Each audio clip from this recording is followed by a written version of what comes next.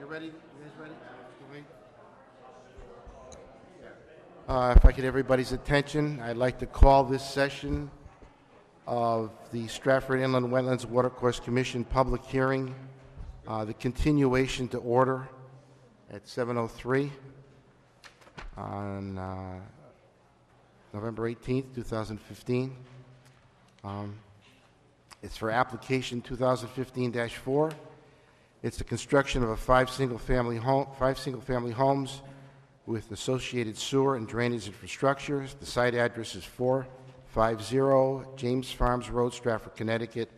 The assessor's reference map 50, block 4, lot 9. The applicant is Cummings Enterprise Incorporated. Before I call the applicant or the interveners up, I just want to make it clear that tonight will be the last session of this extended public hearing. So I'll give both sides ample time to state their case and put whatever information they want to in the record. But we are going to close the public hearing tonight. And hopefully we can render the decision by December, the December 16th meeting. So I just want to be clear on that so everybody knows. So at this time, I will ask the applicant if he wants to come forward and give us his proposal or whatever he wants to do. Go ahead, sir. Okay. Right. For the record, I'm Attorney Stephen Ballas, and I represent the applicant. I didn't know, Mr. Chairman, whether, before I gave my rebuttal, whether the town of Stratford was finished with what they had to present. Well, I'll tell you what. That's why I'm just asking. I'm prepared to go forward, but I have the rebuttal, so I just wanted. If they're all done, I'll go forward. I wasn't certain how you left off last time. Well, let me ask the two interveners. Would you prefer going first? Yeah. Mr. Easy? All right. Well, why don't we do that? Okay. Why don't we let them, because this gentleman wasn't here last month. So I'd like to have him give his presentation first. Then we could hear the town. Then we could hear you. And then we can go back and forth, whatever you want to do. But we're going to finalize this thing tonight, okay? I agree with that. All right. So, Mr. Ezek, is that correct? Ezek. Yes, right. If you want to come forward and give your presentation, go right ahead. Okay, for the record, my name is Richard Ezek. I've asked to be an official intervener in this case. I'm also a professional engineer. I reside at 570. Could you just speak into I'm the... sorry. Yeah, just put it right... Yeah, that's... Thank you, thank you. I'm also a professional engineer. I reside at 570 James Farm Road. Good? Okay. I'm going to make my little presentation tonight short. I think we're all a little dizzy from all the information that's been submitted up to date. I'm going to read a letter that I've comprised that I will submit for the record as well. I'll read that first, and then I'm just going to get into a commentary on the underground concrete chambers, and that's going to be the extent of my presentation tonight. This is a letter to the Inland Wetlands and Watercourse Commission, Town of Stratford, referencing this application number 2015-4, 450 James Farm Road. I am writing this letter to make sure the IWWC is aware of a very grave injustice being presented by the applicant Cummings Enterprises, Inc., and their site engineer, Mr. Silva. Please refer to my comment at the public hearing on September 16, 2015, as an official intervener and professional engineer. I noted one of my concerns being the proposed underground storage volume of the applicant's storm management system as published on the plans as being overstated by a significant amount. This information was reported in my technical comments, item number 3, underground storage volume. It is Exhibit N in the record. Subsequently, at the continuation of the public hearing on October 21st, 2015, Mr. Silva acknowledged the error and stated that the galleys to be provided would be 4 by 8 by 4, having a liquid volume of 700 gallons per 8-foot galley, as published by the galley manufacturer, United Concrete Products, Inc. Also on October 21st, 2015, the applicant submitted a revised sheet number SP-2 grading plan. It's included in Exhibit X, which is on the record, with the underground storage noted as follows. New concrete storage chambers, 320 linear feet of 8 by 4, volume equals 5,120 cubic feet, bottom elevation equals 216. Of significant importance in that title block of sheet number SP2 reads, designed by initials SFS, drawn by initials SFS, checked by initials MJS. Also appearing in the title box is the professional engineer seal of one Manuel Josie Silva, bearing the signature of Mr. Silva. Not coincidentally, the volume of 320 linear feet of 4 by 8 by 4 galleys, when the thickness of the sides and end walls and top slabs is neglected, my emphasis, is 5,120 cubic feet. For the record, the volume of the sides and end walls and top slab of the galleys reduces the published volume of 5,120 cubic feet by approximately 25%. No small consideration. The same over-reporting of the storage volume that appeared on the initial submission is repeated again on the revised submission some 34 days after my concern was brought to the attention of the IWWC, the applicant, and the applicant's engineer. In summary, Mr. Silver submitted a revised sheet number SP-2 on October 21, 2015 with the underground storage chamber volume computed with the same misinformation as the original submission 34 days in the past. I am confident that without a satisfactory designed storage chamber, the applicant's entire stormwater management plan is critically flawed. Given the length of time between September 16, 2015 and October 21, 2015, and Mr. Silva's continued publications submitted for the record that contains false information with regard to the underground storage volume, it is my professional opinion that Mr. Silva is possibly intentionally providing false and misleading information to this commission. If this is indeed the case, then the actions of Mr. Silva demonstrate an unacceptable ethical standard that has no place in the public hearing process or the engineering profession. Respectfully submitted, Richard Ezek. Thank you. Do you want to submit that as an exhibit? I will submit it to the exhibits. My exhibits are back there. I'll submit it when I'm done. You can submit them all at one time if you like, sir. Finally, there's been a lot of back and forth, a lot of arguments about a lot of things, infiltration, exfiltration, drainage area, on and on and on. I'm just going to focus on one critical element of this proposal. And again, I'm referencing sheet SP-2, the grading plan marked Exhibit X, and the site engineering design submitted marked Exhibit G. The stormwater control system is critically flawed. Beginning with SP-2, the storage chamber volume published on the plan is 5,120 cubic feet. According to Mr. Silver's testimony on October 21, 2015, the chambers will consist of 4 by 8 by 4 galleys. Each galley holds 700 liquid gallons. 300 linear feet of storage chambers requires 40 galleys. 40 galleys contains 28,000 liquid gallons. Converting liquid gallons to cubic feet is approximately 3,700 cubic feet, or 73% of the volume shown on the plans. Turning to the site engineering design report, Appendix A, the storage demand for the 25, 50, and 100-year storm events are 4,779 cubic feet. That's on page 11 of Appendix A of the site engineering report. 5,801 cubic feet for the 50-year storm, page 14, and 6,373 cubic feet, page 17. That's the 100-year storm. In my conclusion, the volume of underground storage chamber does not meet the demand of the 25-year rainfall event.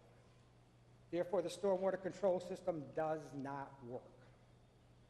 There exists a very real potential for runoff and or flood damage to the wetlands and adjacent properties from as little as a 25-year rainfall event. The proposal as it stands is in direct violation of the Town of Stratford Inland Wetlands and Watercourse Regulations, Section 5.5, Item 1. that reads, "The potential for runoff or flood damage on adjacent or adjoining properties will not be increased." The application before you does not meet that requirement. I could go on about rainfall intensities. I can go on about drainage areas. I can go on about many other things. I think the most critical flaw in this application is the volume of the underground concrete chambers. It does not meet the engineer's own analysis, which requires, as I stated, up to 6,373 storage for a 100-year storm. He's providing 3,750 cubic feet of storage. That's all I'm going to say tonight. I thank you for your time, and I'd be welcoming Mr. Silver's responses to those comments. Thank you, sir. Thank you. Would the town like to come and give their presentation? Thank you, Mr. Chairman, members of the commission. My name is James Cresswell, I'm a lawyer at Kevin Kelly & Associates with an office at 2505 Main Street. I did submit to Christina Beto last week 2 documents for the commissioners in accordance with your request that any materials be submitted in advance. I do also have hard copies, however, if any of the commissioners need them for tonight's purposes. So while they've already been submitted, I'll go ahead and present those. Yeah, why don't you do that?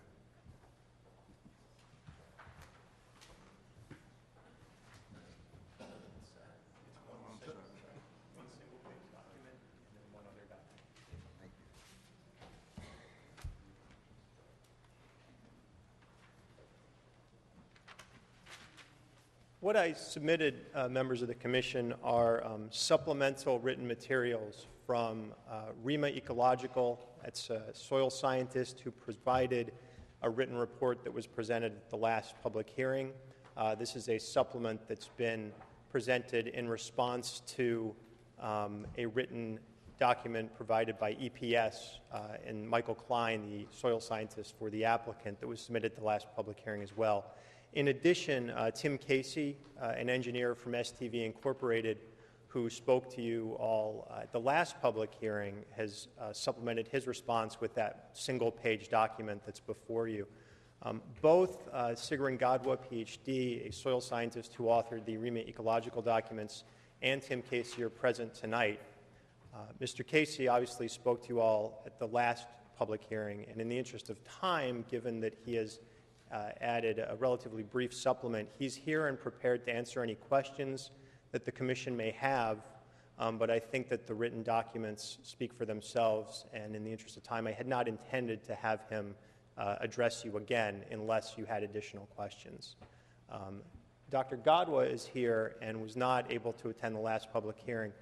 I would ask her to come forward and just briefly speak largely about the importance of the wetlands that we're talking about here, because one of the large discrepancies in the materials provided to you are the relative importance of these wetlands as viewed by EPS and as viewed by REMA Ecological. So I'd like Dr. Gadwa to come up and just address you. Sure, go right ahead.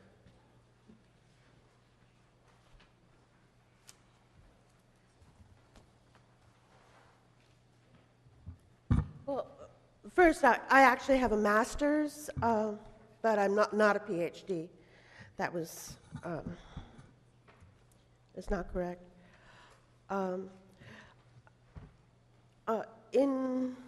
As a follow, I will talk about the importance of the wetlands, and that is the reason why it's very important to have as effective a stormwater management system as possible, and just state-of-the-art in terms of pollutant removal, percentages, and the variety of mechanisms. And whereas the person before me was focusing on issues with the calculations and with capacity quantity, we seriously question the choice of the type of best management practice. The underground treatment systems do settling, but they are not able to treat the soluble pollutants. They're not able to have vegetation that takes up and microbes that break down the soluble metals and other toxins. The reports go into that in more detail. Underground systems are not considered a primary system by DEP. They never have been. It's above ground systems or gravel wetland. There's a variety of ones that are primary systems, but not underground galleys. And the supplementing it with a swirl separator also doesn't accomplish very much, because the swirl separator, again, is able to, with centrifugal force, remove the larger particles just fine, but it doesn't remove the fine fraction. And we've attached to our report a number of different studies that show the low percent removals of swirl separators. And then one letter from the DEP of the state of New Jersey specifically focusing on the one we have here, downstream defender. There's only TSS removal of 50% only, and no removal of nitrogen. It seems like a miracle that you can put this little device in and it does all this removal. Well, it doesn't. And I actually remember being taken on a tour, be a part of a group of watershed officials, because I used to run the Quinnipiac River Watershed Association, with different stops, and we had the stop at the swirl separator, and we're taught this back 10 years ago. The factors to consider in terms of the quality of the wetland, which make it appropriate to have the clearing limits at the 100-foot URA line, not at the 50-foot URA line, which is what we have here, have to do with the ecological integrity, the position in the landscape, and the arguments that EPS presented that James Farm Road is a serious barrier. Well, perhaps for some small creatures it is, but for birds, for a variety of larger mammals, they can easily fly back and forth between Roosevelt Forest and use this as a stepping stone, this forested wetland here, and then go over to the Housatonic and to an extensive forested, undeveloped area just to the south of Route 15, which was pointed out by the interveners expert. We noted again, and this was in our prior report, that the methodology for calculating functions and values doesn't just look at the portion of the wetland that's on a particular property. It looks at the whole wetland system. It looks at the scrub-shrub wetlands, the wet meadow wetlands, the additional forest to the north and the large property there, and also considers the downstream values, the connectivity to other resources. And I went into some detail on the rationales for the various functions, that there are indeed principal functions, multiple principal functions. This is a very nice wetland with a very nice existing forested buffer, high quality, and we do believe that the houses could be built without serious adverse impacts, with a different stormwater management system, one that focused on infiltration, LID, and there would need to be soil amendments, and because of some making of a soil medium per specs, but it's certainly possible. And but right now, that we'll see that the distances to the buildings are 100 feet, but the distance to the clearing limit is not. The distance to the conservation easement is narrow, is just 50 feet. So those are our main points, and there are maps showing so that you can see for yourself the extent of the ecological integrity and the amount of forest in the matrix. So thank you very much. Thank you. Do the commissioners have any questions? No. All right, thank you. Not yet. Oh, yeah, come on, you're an intervener.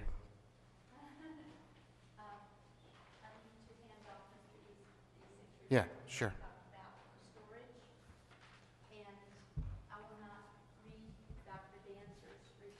Yeah, fine. Okay.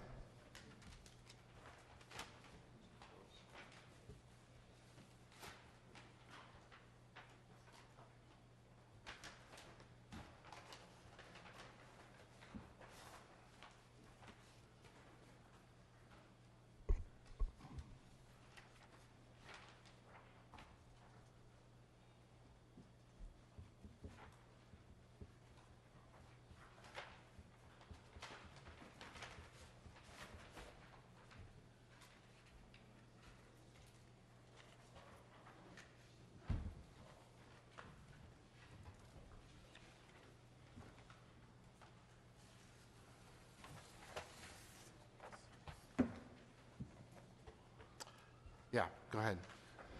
Mr. Chairman, I'll just to clarify the portion of the town's presentation will be concluded. I'd just like to briefly summarize, assuming there are no questions for Mr. Casey from any of the commissioners. I didn't see any before, and I don't think there are.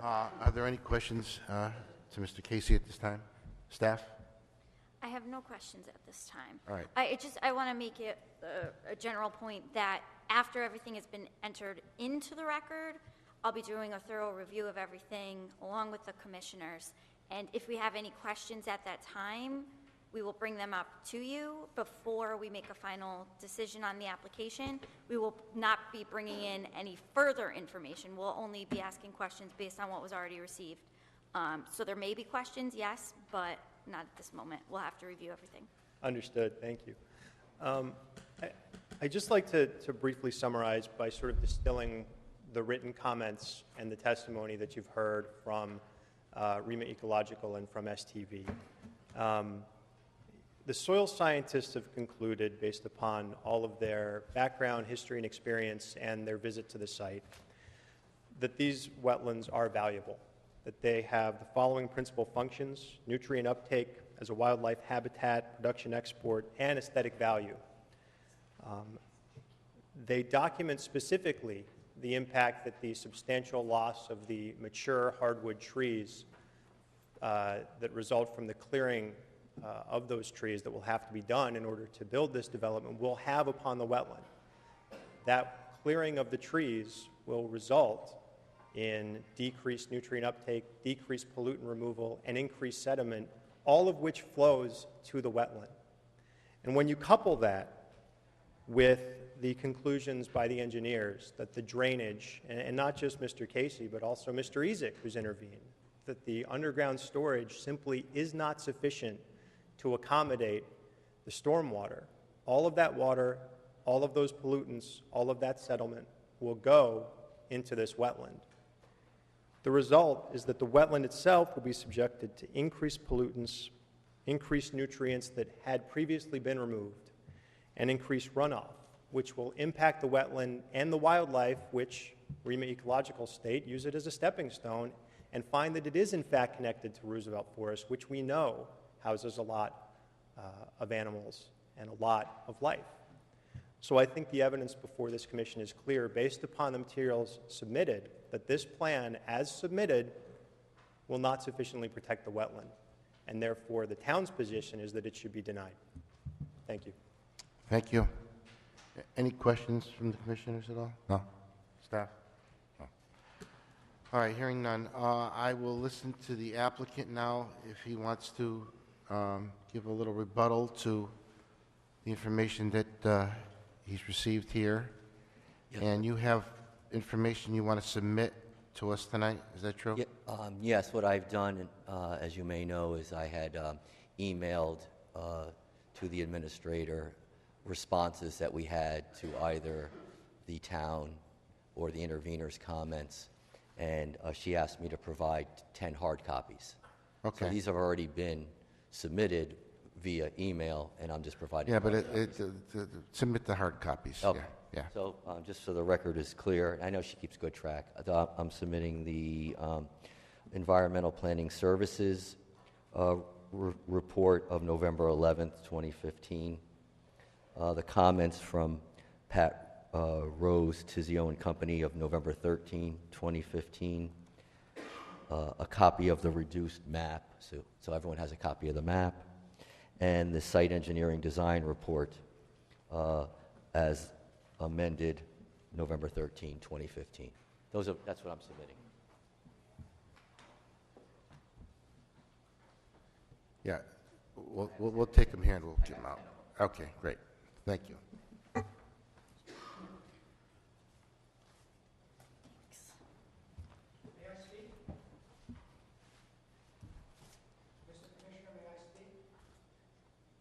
This is rebuttal, so let me start by stating that I would have first call Mr. Silva so he can address some of the engineering concerns that were raised.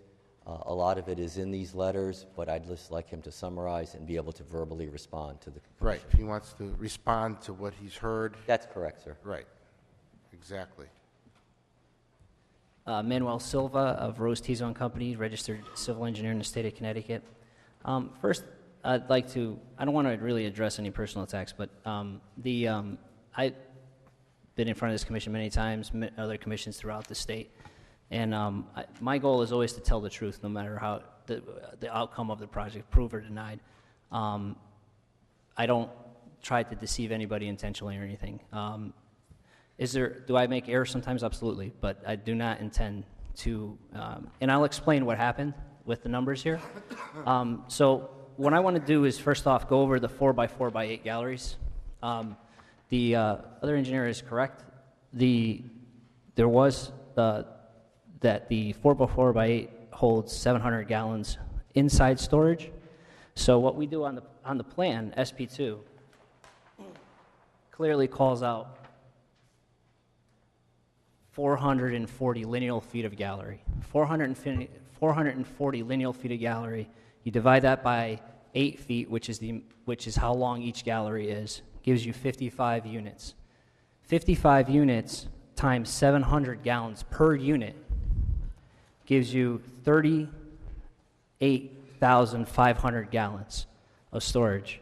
38,500 gallons of storage equates to about 6,180 cubic feet of storage. So he references my report. My report requires 5,000, and that's with the galleries and the stone encasement. So the galleries actually have 6 inches of stone below them and 6 inches of stone around them. That has a 33% void ratio, so that's 33% of that volume is open space, so it can be used for storage of water. So as you can see, what we call on the plan is actually a conservative volume, so we're providing 6,180 cubic feet, where we only require, per my calculations, and basically the software we only require.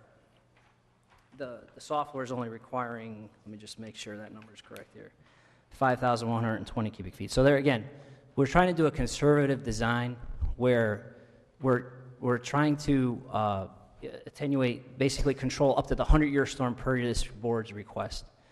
To say that is under design I don't understand how someone can come up with that. So I'm going to go over this November 13th really quick. Comment number 1 was about the exfiltration. And the mounding, again, the galleries can infiltrate through the sides and bottom, even though they're only a foot and a half. I think they found it's only a foot or a foot and a half above the high water ground table. And the calculations are done to assume no infiltration. So if these things were just solid, empty chambers, the calculations would stand true. Number 2, again, it's about the exfiltration. He goes into, we assumed the conservative 1 inch per hour. So 1 inch, every hour 1 inch would drop. We actually took that out of the calculations. We said 0. It didn't change the volume. We were over designing. Number 3, about the drainage area.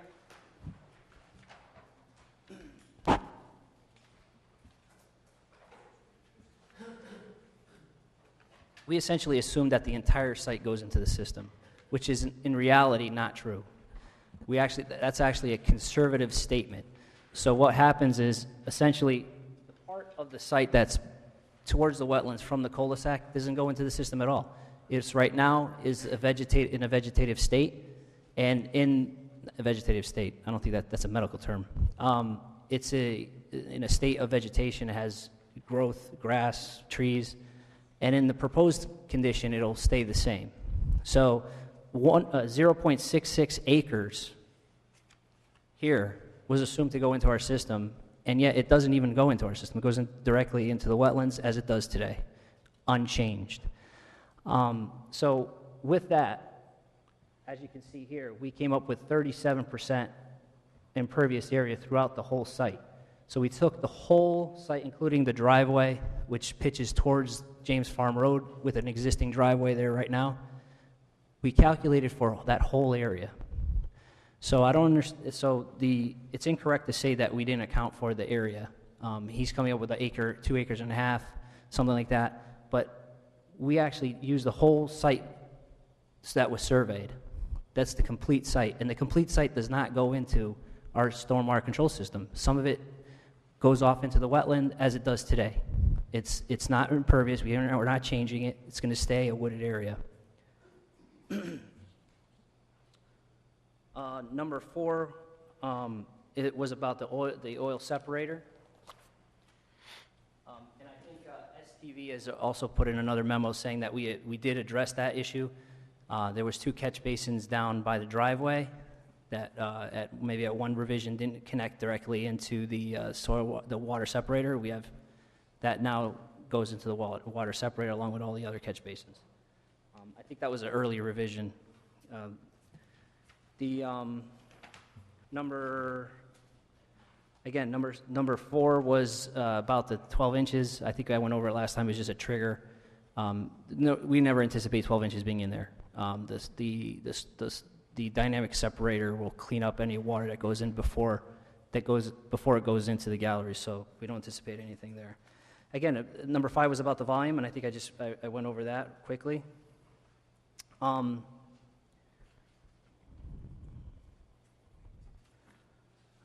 6 was about elevations. Again, that was taken care of. Everything's gravity until it goes into the pump chambers and then off-site for the sanitary sewer. I'm just going here through it quick. I know I went through this already. Number 7, the 2 catch basins downstream of Fender, we added those. We connected those up.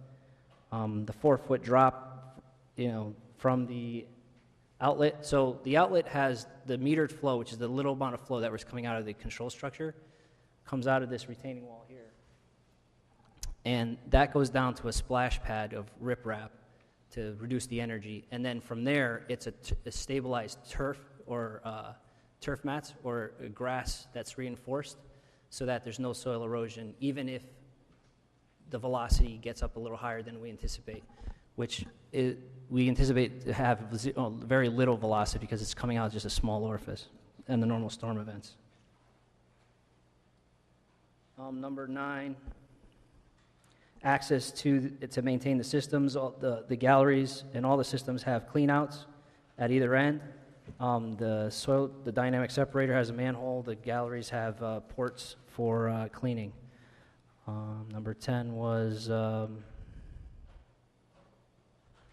about the maintenance. We added a maintenance plan to SP 2 and 7 with notations on the plan. There were some supplemental comments, which was new since the last time.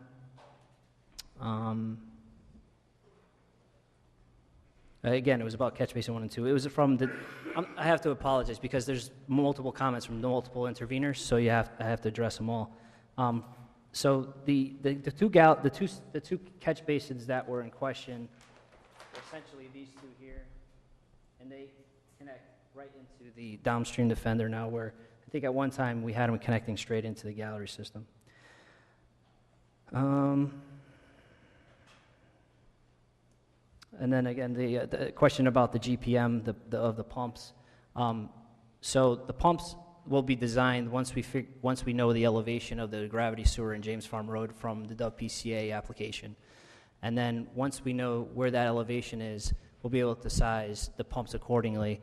And that is actually under the purview of the WPCA and the WPCA and the building department. So they'll actually require us to put in the pump curves and the appropriate design application for those duplex pumps that we're putting in.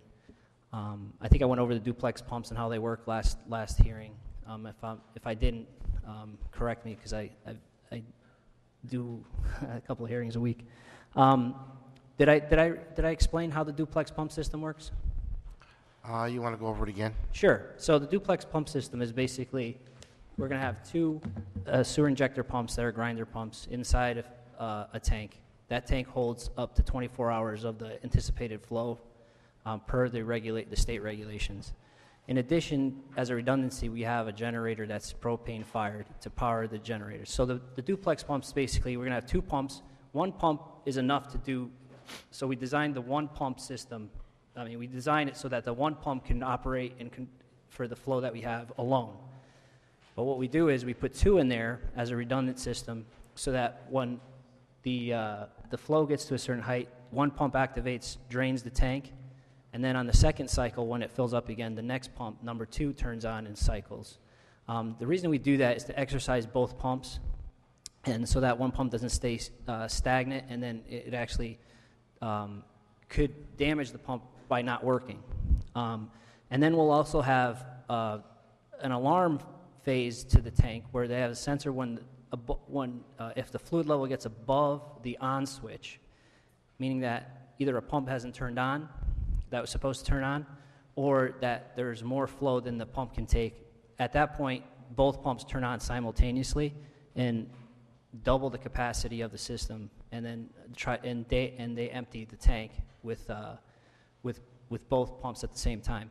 At that point, also there's an alarm that goes off in the control box and notifies, either by a dial-up modem or whatever system they're using, notify the property manager that there's something that the pump system alarmed, so they need to either go there and take a look if there's any issues. It could be that one of the pumps got stuck, or that one pump for some reason not as efficient as it needs to be. Both pumps are Shark. They have Shark grinders on them, so any solids get ground up and then get shot through the force main, which is about a 2-inch line, all as liquid. I think that's about it. That's what a duplex pump system is in a nutshell. Thank you. Yep. So there's another comment about, details about how the propane fuel backup, how that's provided in the details. So underground propane tanks is pretty much the industry standard. They're all over Connecticut, all over the nation, really. So what happens is there'll be a propane tank underground that has kind of a little cap on top that'll stick out of the ground that's about 6 inches off the ground. You won't be able to see the tank except for that 6-inch cap. And the propane provider comes on a schedule, and based on how much they fill on that schedule, they know what intervals to adjust to come and fill it up. So if the generator is being used more one month than the other, they'll pick up on that on their, kind of like how people do their oil deliveries at their houses. The oil company picks up on the patterns, and if there's anything different, they'll change their regularity. Number 4 was there shouldn't be any blasting in the area. No blasting for this project is required or proposed. And then number 5 is if there are any homes with oil heat or where the tanks would be, Oil heat is not an option for this project. The volatility of fuel price and the need for exterior tanks exterior tanks meaning tanks above ground, makes oil heat not viable for the site. Natural gas, if available, or electric are the two options for this project. So that's basically the comments. Now, there is a comment from the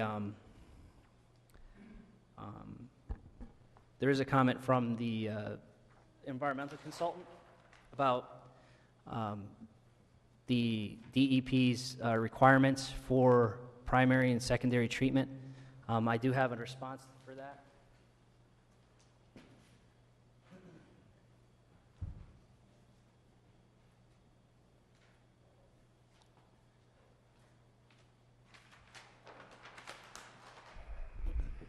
So basically, I use this manual every day, so I know it pretty much backwards and forwards.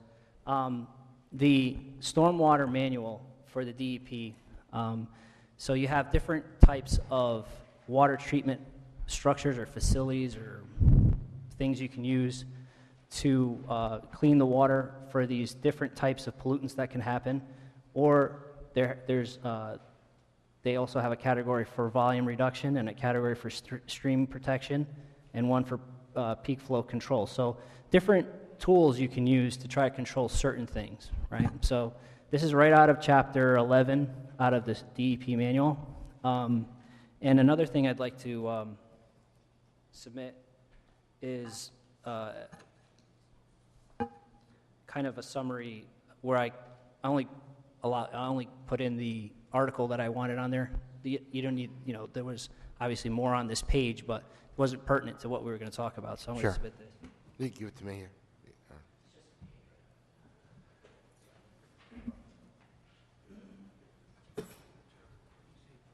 So this is right out of Chapter 6.8, Chapter 6 out of the 2004 Connecticut Stormwater Quality Manual.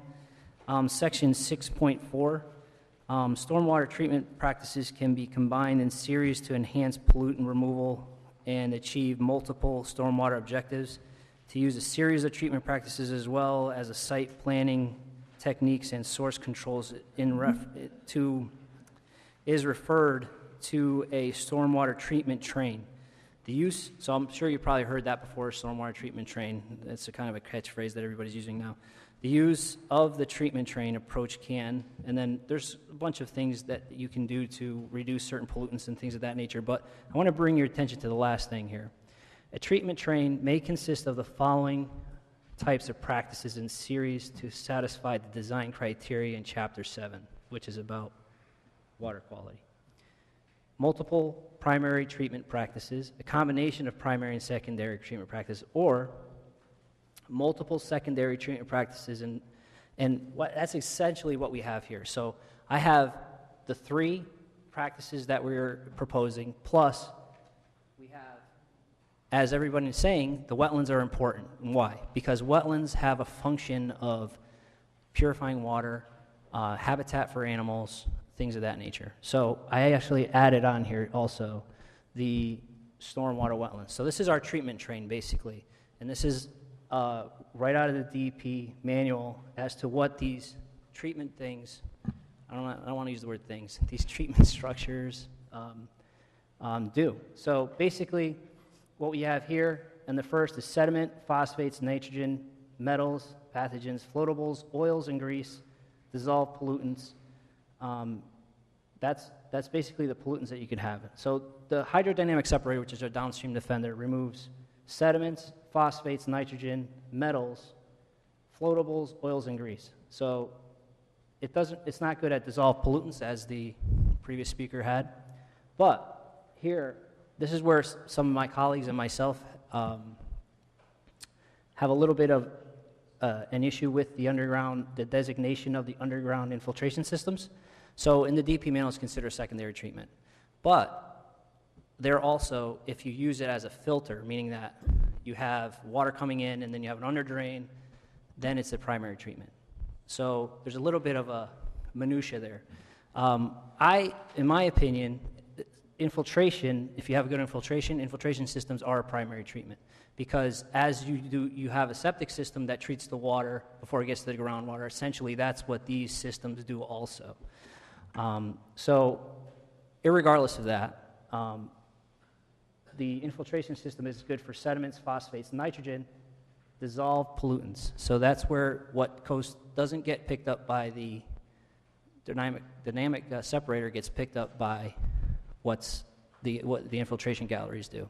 So basically what we're doing is this treatment train essentially covers all the bases that the DEP wants us to consider for water quality. So instead of having a primary, like normally you'd see a primary and then secondary, but with these 3 secondaries, I actually achieve what the DEP is asking us to do without using a primary treatment.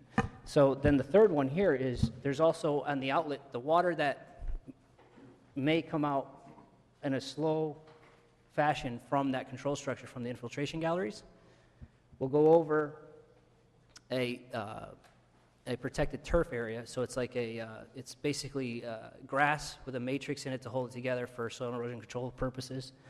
And that is also good for sediment, phosphates, nitrogen, and it's for groundwater capture and groundwater recharge. And then here at the end, once that water goes through that wooded area and that grass area, it goes into your wetland. And that here, as you can see, removes everything from sediment, phosphates, nitrogen, metals, pathogens, floatables, oil and grease with an asterisk, floatables with an asterisk also. Those all pollutants. Now, that's why the wetlands are important, because they can do that kind of function. But what we did was we actually have 3 secondary treatment structures ahead of the wetland, so that all these things, obviously the white ones aren't being covered by that single unit, but as you get to the wetland, by the time you get to the wetland, there's really nothing left in the water that can pollute the wetland. But the wetland itself is also a way to is also an implement that can also clean the water, and that's on our site. And so that means that by the time the water leaves the site, there's nothing. It's drinking water at that point. So that's really how I want to sum it up. So like I said, my intent was to put out basically put out. Hold on, please. 1 Yep. second, please. Yep.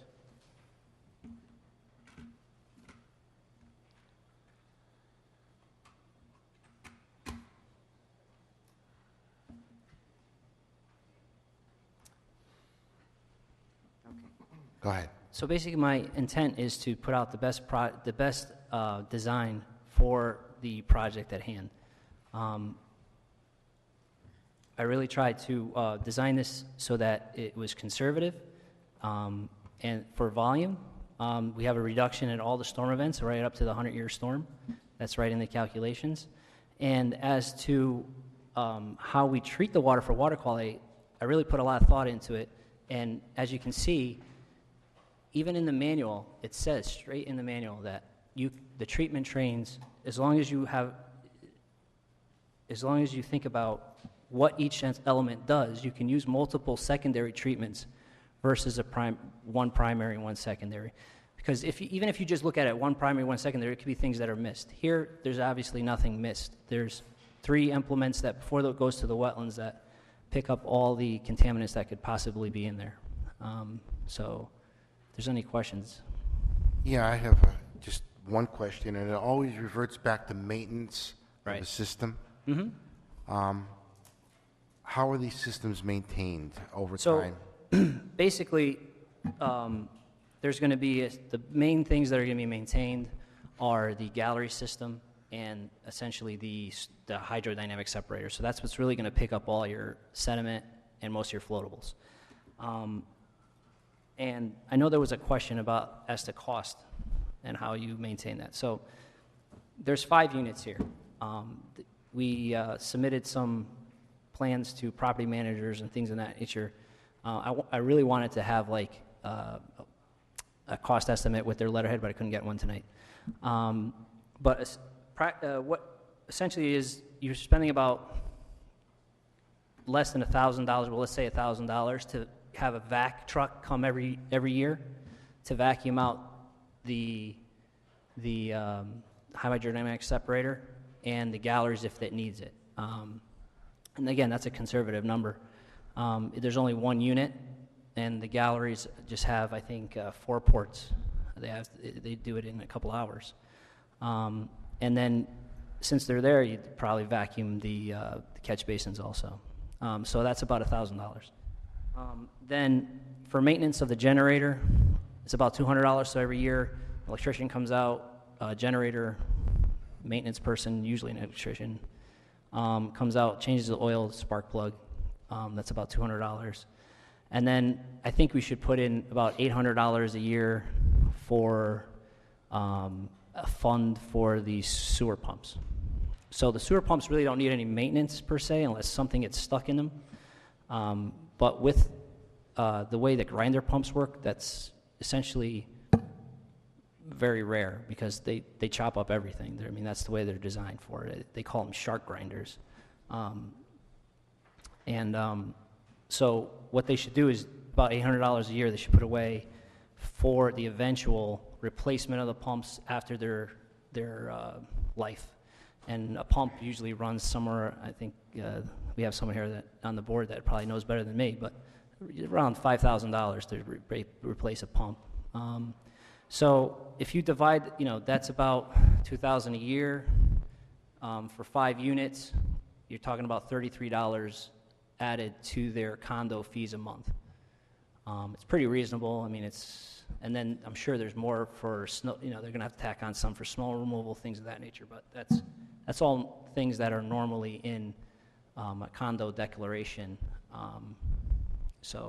And once a property manager is hired, they basically take care of it. They want to get paid, so they're going to do it on a schedule. In fact, they'll probably come out there early sometimes, just because they want their money. But that's essentially how that happens. Okay, great. Thank you. No problem. Any other questions from the commissioners?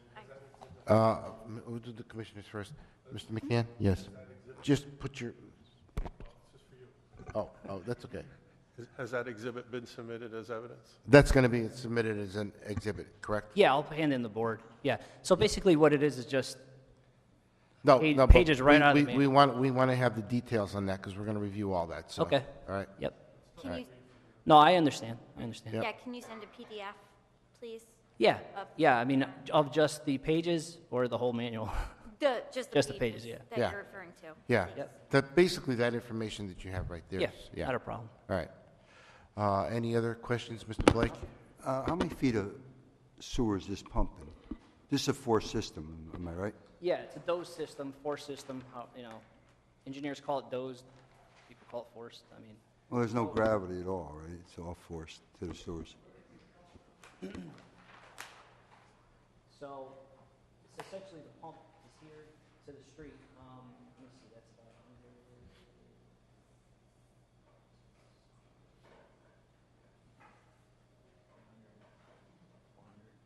It's around 500 feet, I would say. 500 feet? Yeah, give or take. 500. That's a 2-inch line. Yeah, 2-inch line. So, I mean, you're looking at 150 gallons per day for per bedroom. I'm sorry, I forget how many bedrooms there are. But if there are 4 bedrooms, you're talking 600 per unit times 5. 5 times 6 is 30, so 3,000 gallons. Mm-hmm. I think I did that right.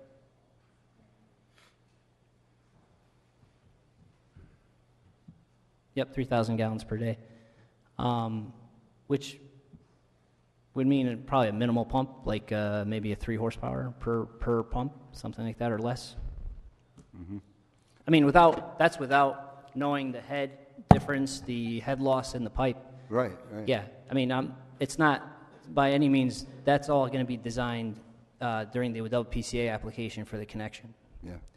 So, I mean, they have their own engineers, and they have I think Stratford has a consultant that looks at those things, mm-hmm. and we'll submit our application for the connection, and we'll have to provide our pump curves and our pipe lengths and our sizing, and it'll be designed for the appropriate, what the demand is here. Yeah. With a safety factor of, I think I usually put a safety factor of 5 for the flows. So, This won't be encased?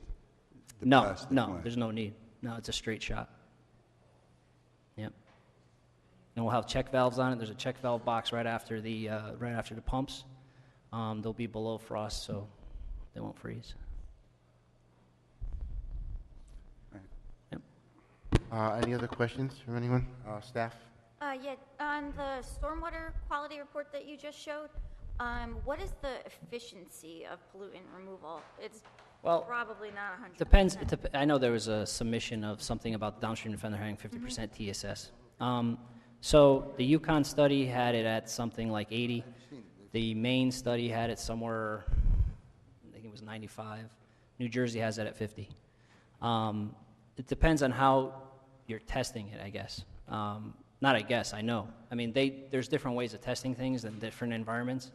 I don't know how New Jersey tested it. It came out to 50. I'm curious as to what the Vortex unit came out as, because that's like the Cadillac of them, the Vortex V, I think it was the VB1. So that one, actually, the Vortex one got 100%, I think, in one of the Massachusetts studies or something like that, or Yukon study, or near 100%. And I don't know what it got. I can't remember what it got in Maine or New Jersey. But the documentation and the way they tested it, the way the manufacturer tested it, the way that the Yukon study tested it, it attained around 80% TSS removal. And that's why it's recommended, one of the units recommended by the state of Connecticut. I don't know the details of how New Jersey tested it and why they came up with 50%. I just don't know. Okay, thank you. No other questions?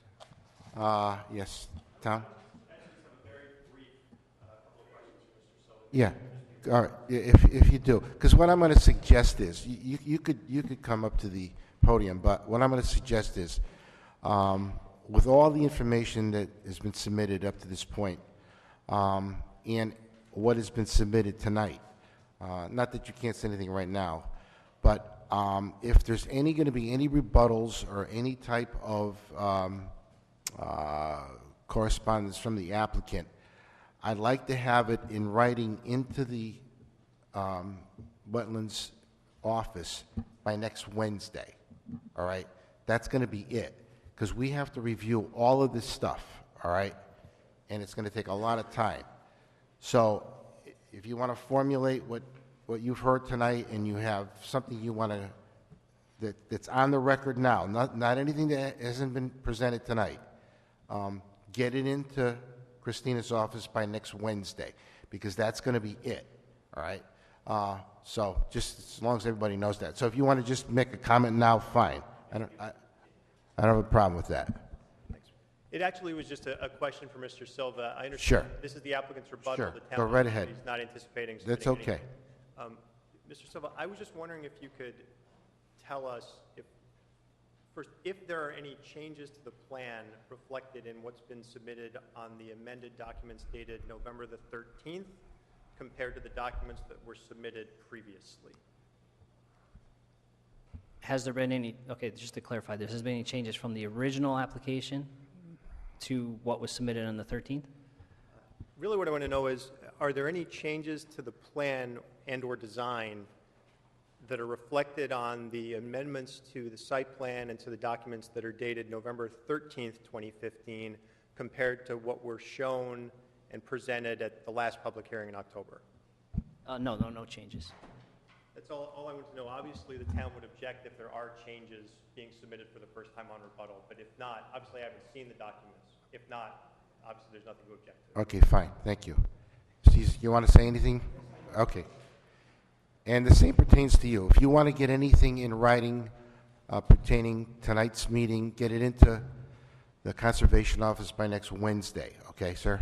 But if you want to say something now, get right up to the microphone, please. I understand the documents being submitted tonight were submitted to the Wetlands or to the administrator on yesterday.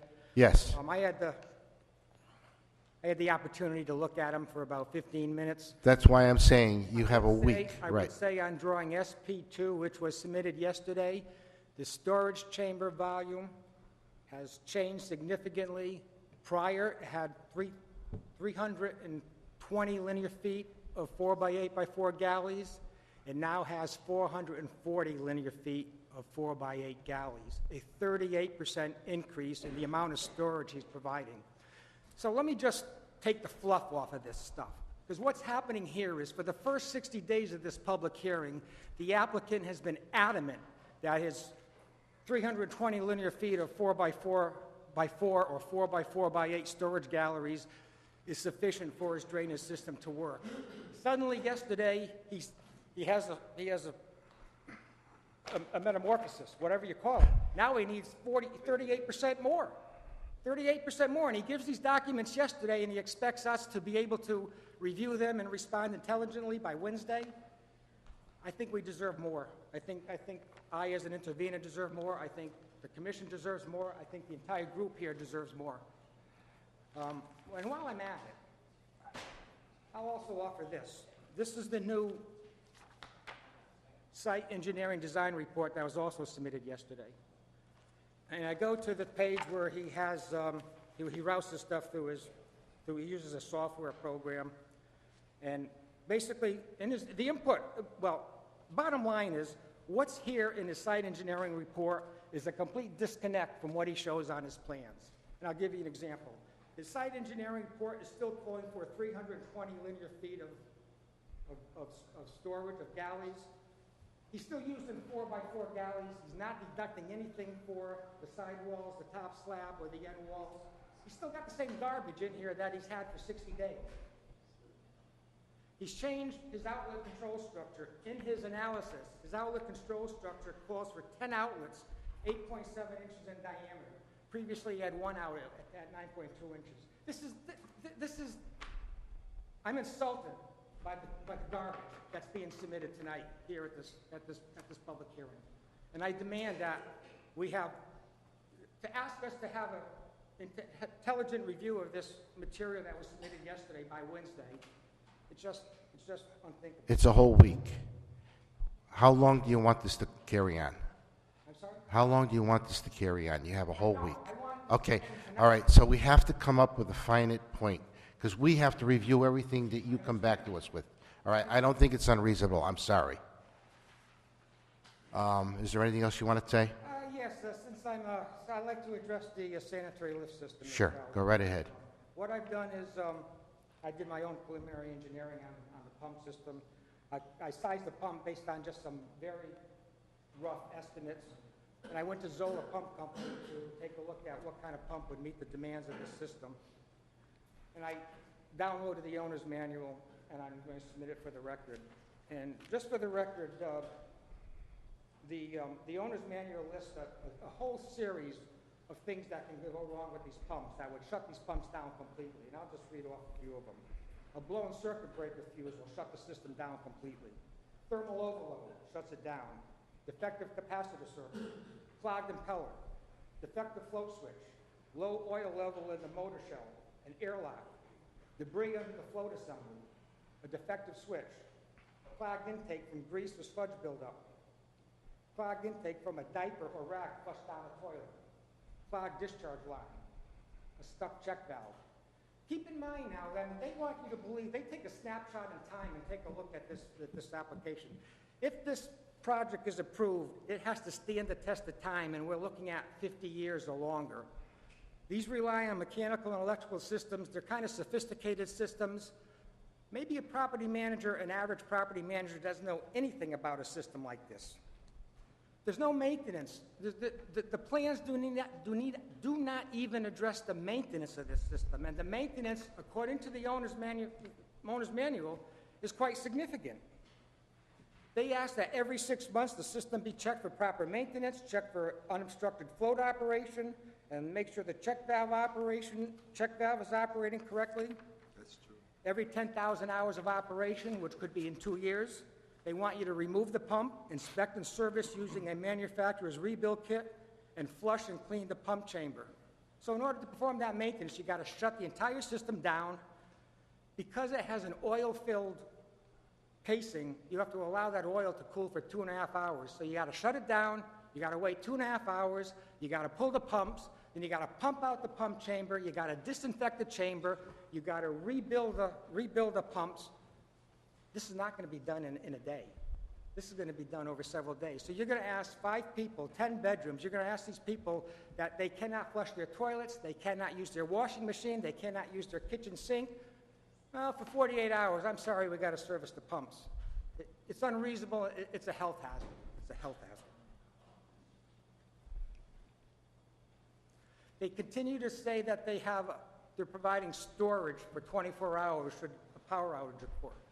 The detail on the plans does not provide that storage. The detail on the plan shows an inlet pipe and an outlet pipe at the same elevation.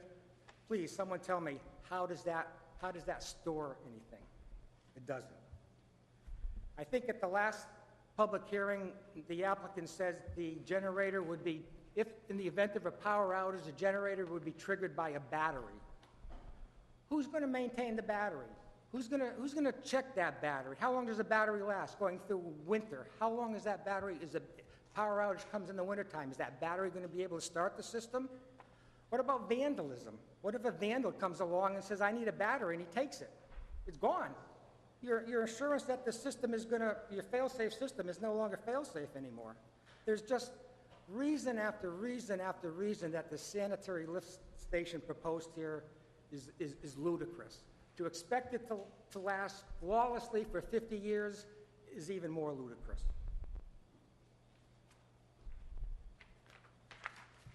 Again, what I find particularly disturbing about this entire application is this consistent note on the plans that has been designed by somebody and then checked by somebody else independently, most of the time by Mr. Silva, and it's wrong. It's not wrong once, it's wrong twice.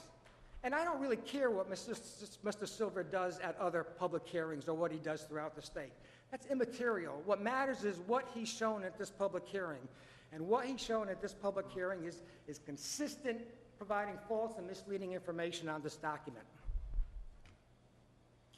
I have nothing to say. Thank you.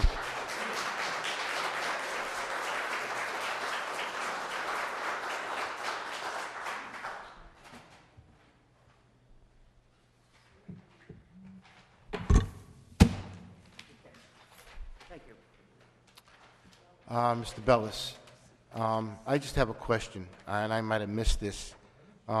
Did you get the approval from the WPCA to, I don't know how we could render a decision.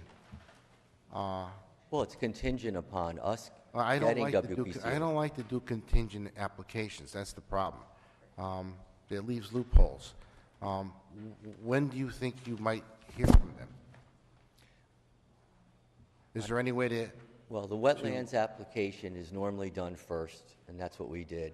Then we would go to the WPCA, then we go to planning and zoning.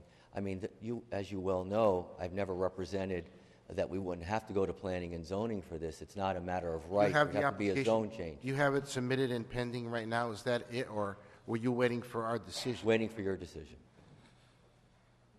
Okay, all right, we'll have to discuss that. Okay, all right. Is there anything else you want to say? Yeah, I just wanted, first, I don't know what was handed up to the commission in that sealed envelope by one of the intervenors, because we never... We'll have everything that was submitted tonight available at Tina's office, okay? Okay. So if you want to have somebody stop there tomorrow, fine. Okay. And if you want to... And then we can respond by anything next Wednesday, I understand. Anything that was submitted tonight that you want to rebut or answer back? Yes, I do. Please have it by next week, please. While we're here, I have Mr. Michael Klein, and I'd like him to address a few things. Sure, Okay. sure. He's the soil scientist. Sure.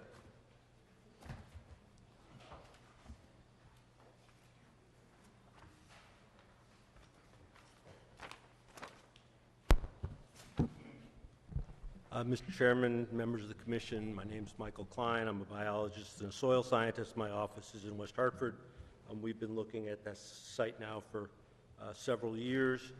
We submitted a letter on October 14th, or excuse me, dated October 14th, in which we responded to the September 12th letter by Dr. Stephen Danzer on behalf of one of the interveners. That letter is in the record. I was curious to know if the information that was submitted tonight that referred to Dr. Danzer's comments was new information since September 12th, or whether it's just a copy of this older letter. I don't know. You know? You're talking about what was just submitted tonight by the intervener. Yes. I believe they're comments on what you had submitted at the October 21st hearing. Let me get to it. 1 second.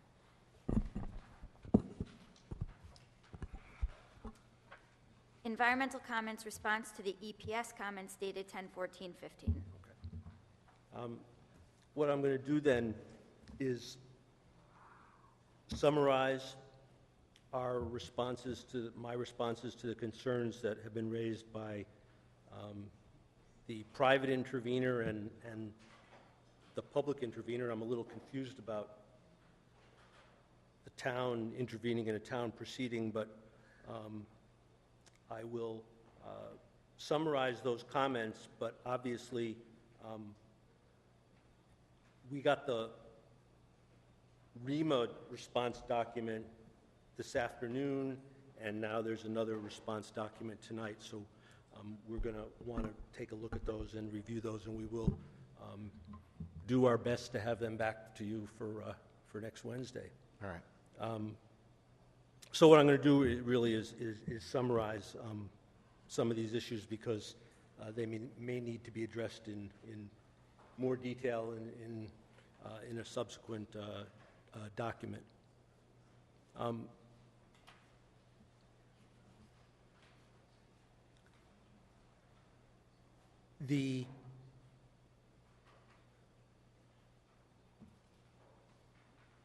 Well, let's start with REMA's comments, because I've seen, I did see those quickly earlier today.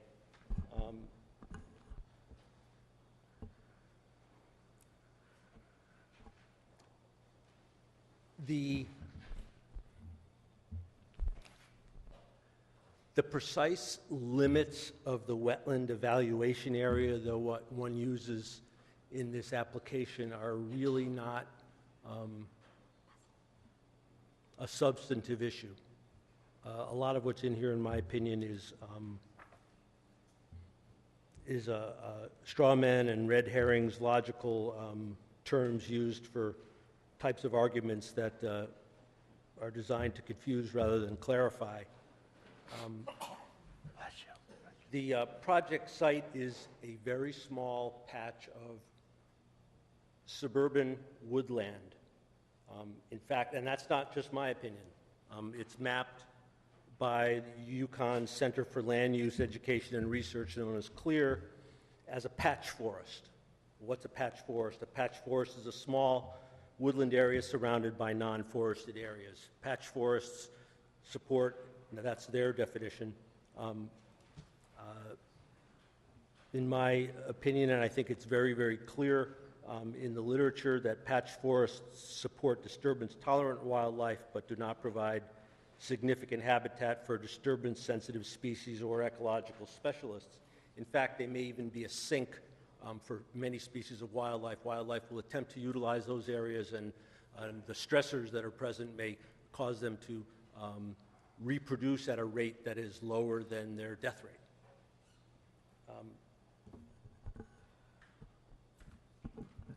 The commentary that this is of an important ecological link to the Roosevelt Forest is only true to the extent that any other small forested area that's 2,000 feet or so away from a large forest is an important ecological link. There's nothing unique or unusual about this patch of forest, and if this patch of forest, which is only going to be partially removed, was even fully removed, those same ecological linkages, to the extent that they're there, and I think they're insignificant, would still exist. There will be no adverse impact on Roosevelt Forest, and of course that all assumes that this is even an issue that's relevant to the Wetland Commission's decision. There were some questions about the work we've done there and how often we've been there. We've been there on 3 occasions as recently as last month.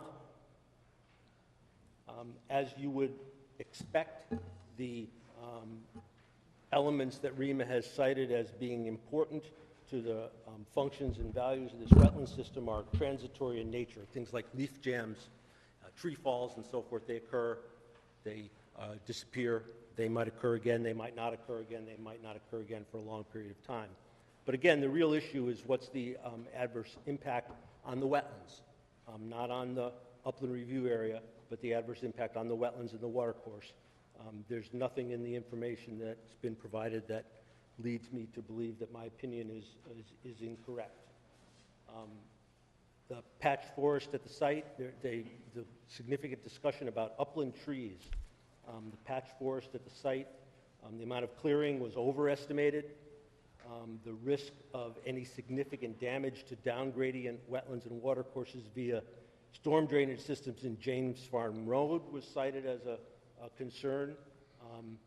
In order for that to happen, it would require a very significant failure of the proposed sediment erosion controls immediately before or during a major storm event.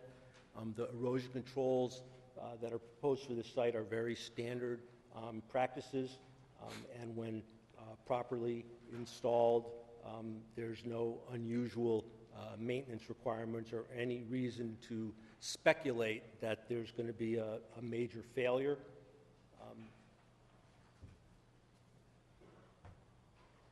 The engineering calculations, I am told, and I am not a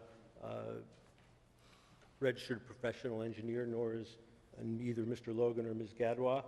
I'm told that the peak rate of runoff to the stream will not be increased, but one also has to consider the watershed up gradient of the site. The watershed up gradient of the site is largely developed, and many of those developments are older and don't have significant stormwater treatment measures either for rate or volume or quality, so that any change in peak rates or volume, even if they were to occur, would be, in my opinion, negligible. The DEP stormwater general permit, to the extent that it applies, and the answer to that is it does not apply to this site, establishes a goal of 80% removal of total suspended solids. And as Manny Silva told you, it allows for the use of multiple secondary measures in the place of a single primary measure. The volatilization, plant uptake, and absorption that the REMA report talks about do not remove suspended solids, which is actually the parameter of concern that the deep general permit focuses on.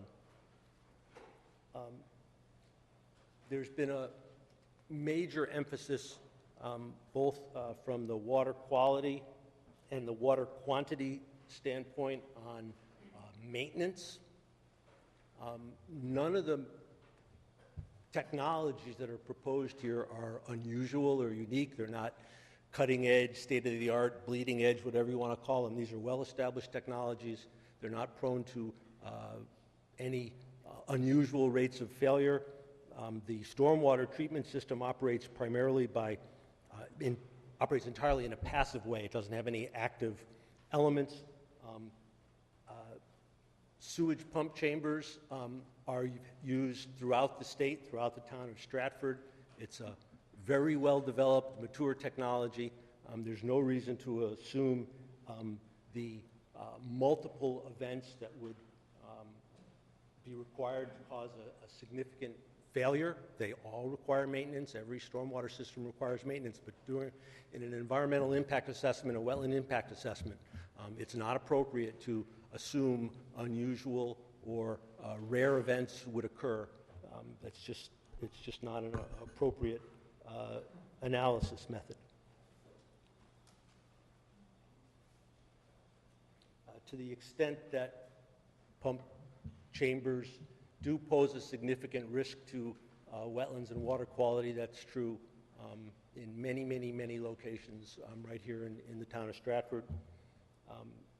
Locations that handle a much greater volume of effluent than this does. I would also note that it's also very well established that untreated sewage discharges, which do occur on occasion, do not cause any permanent long-term damage. Long Island Sound, they close the beaches when there's a heavy rainstorm event. It happens every time there's a heavy rainstorm event. The beaches open again thereafter. The contaminants in the sewage are biodegradable. They're biosolids to a large extent. There's no reason to believe that fecal coliforms pose a significant risk, for example, to the wetland system.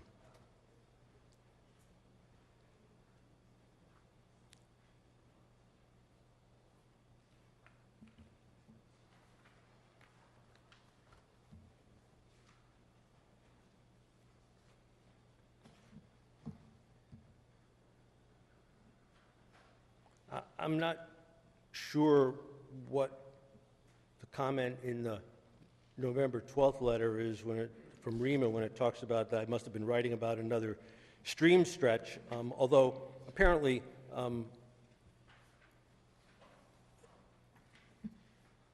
the methods by which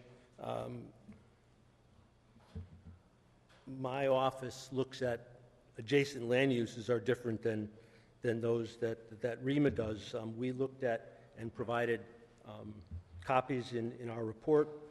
We looked at the areas immediately upstream, downstream, and adjacent to, parallel to the site.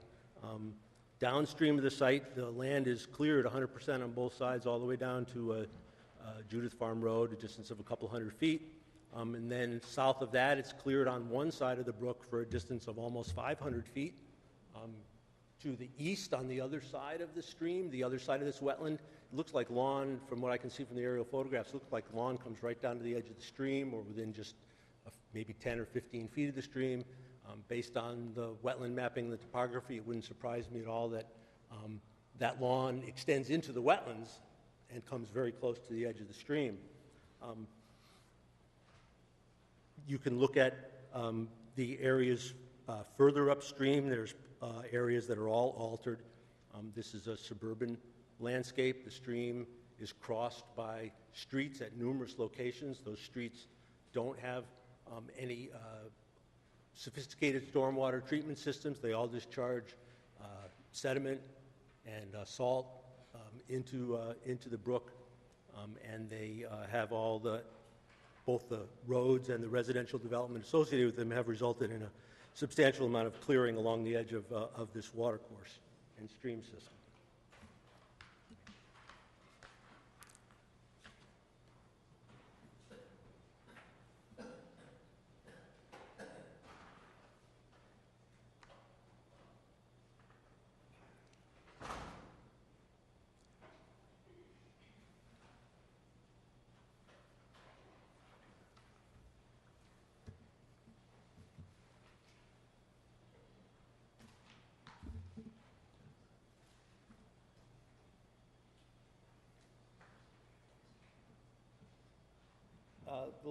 The two last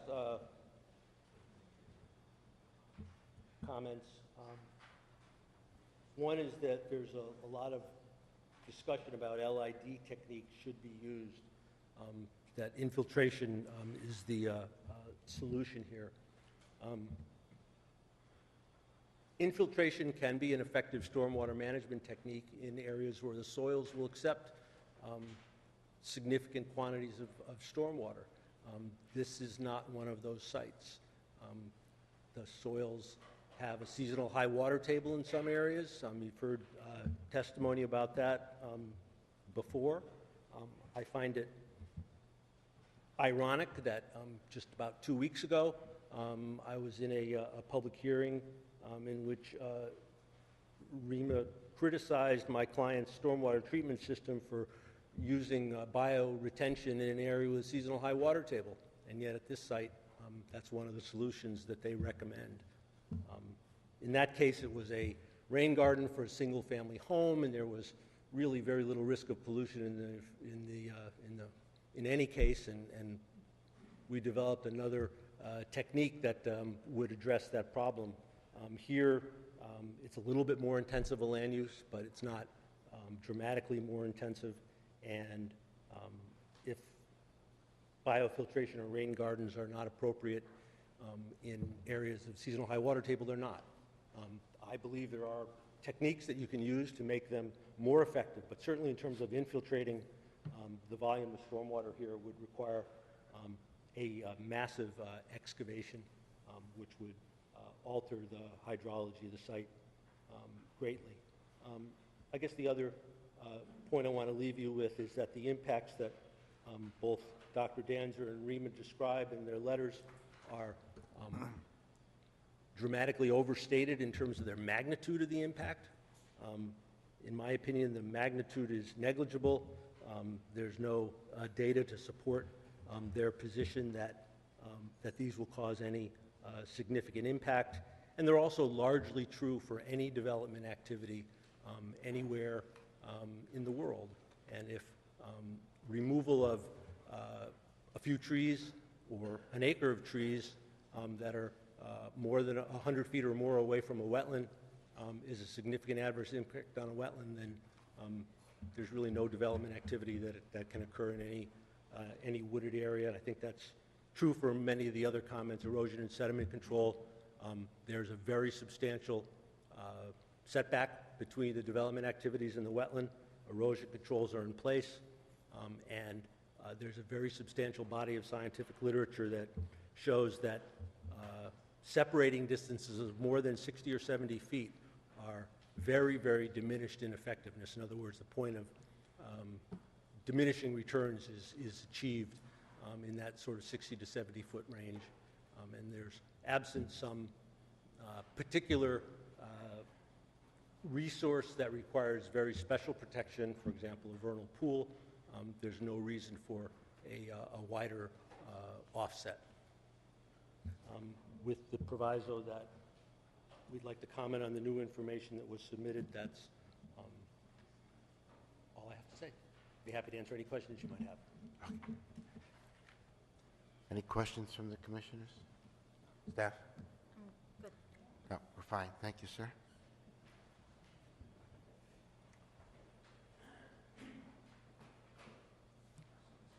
Mr. Chairman, I guess that would bring me now to my closing remarks. Sure. I want to point out first that Council and I both are of the opinion that since you're allowing comments to come in until next Wednesday, which is November 25th, I think that we would both agree that would be the date that the public hearing would be closed, because I'm not sure if we closed it right tonight, you would be allowed to take those comments. Pardon me? Go ahead. We have,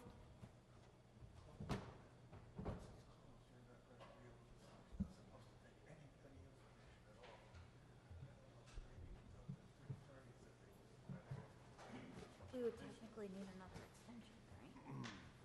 If we go to the, if we close tonight, they can't submit anymore. See, the problem we have is the time frame here. See? No, I'm well aware of it. That's why I'm bringing it up. I mean,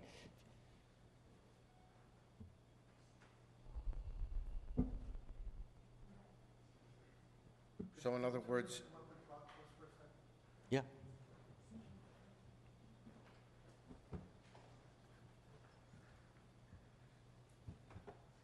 In your experience, come on over here, we can talk. This is all. Is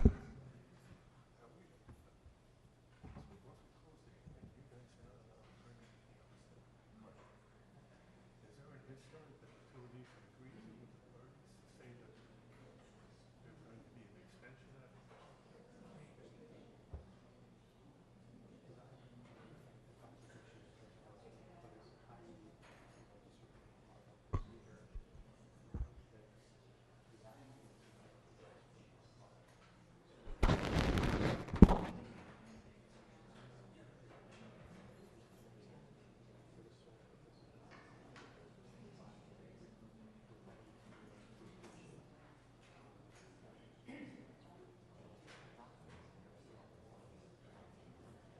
just came to me.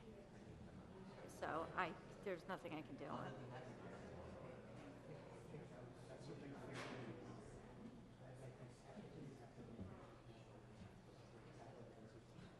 And that would be the 25th.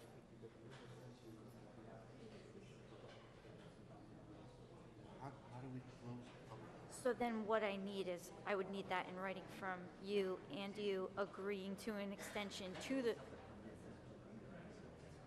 no. All right, so we could state at the end of this, when the public comments, that public hearing will adjourn on vote on it. We don't have to have a vote to do that, right? Is that possible? I honestly don't know either. I've never heard of such a thing.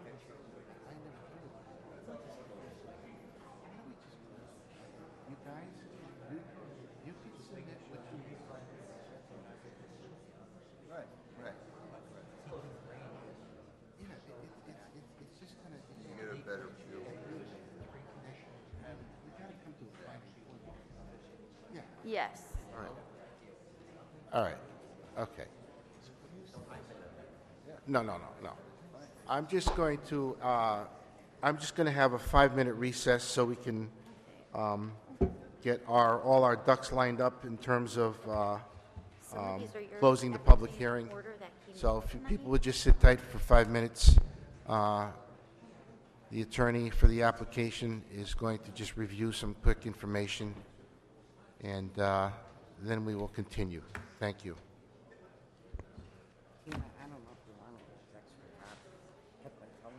These are just extras? Okay, I'll hold on to them.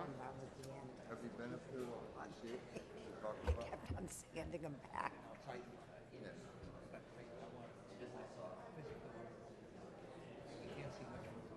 No. I can see the wetlands back there. Yeah.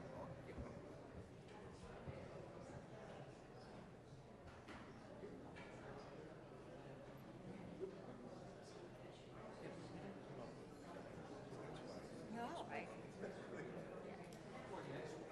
see. These pumps, I would never, ever. I've never had. Bring it. Good trouble. Listen.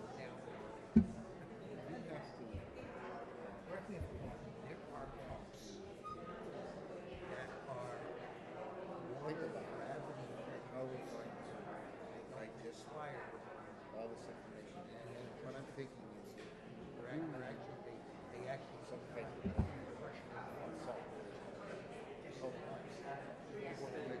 I know, I will. I mean, water pressure is a lot of stuff that has to be considered. Yeah. Pros and cons. No, I know what you're talking about. There's an old, they used to have flush toilets like this. But that's a cross contamination.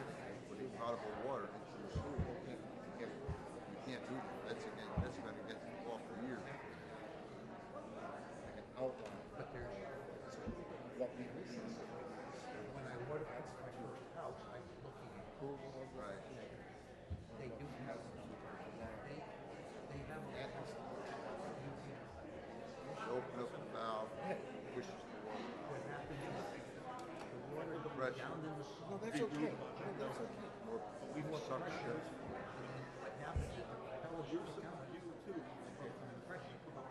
Take That's yeah. you can't sell them. It's complete. Cross contamination. You're using drinking Yeah. pushed out. Contaminated air. There's bacteria. Yeah, well, I was gonna ask that. That was really That's why they have. Oh, you They can't beat it. have Yeah, no, I know. on your And, outside and faucet. he, based a lot of it Go back and art on that portion of the map. Plans. Yeah, so anyway, but I don't think, I mean, tell you something. These do require. Absolutely. There's a lot. he ain't telling me. You don't have to worry about it. That's all horseshit. I mean, here's the, they don't, I mean, these pump people put this in here for a reason.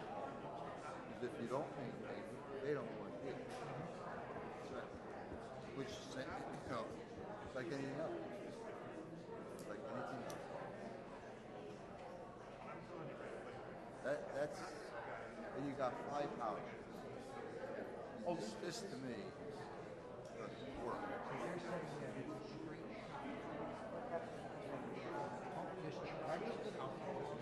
Yeah, it is. She's pumping up.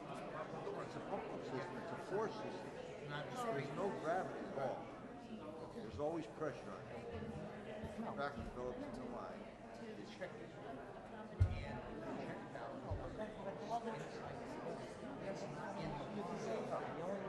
That line is full. Exactly 5 minutes.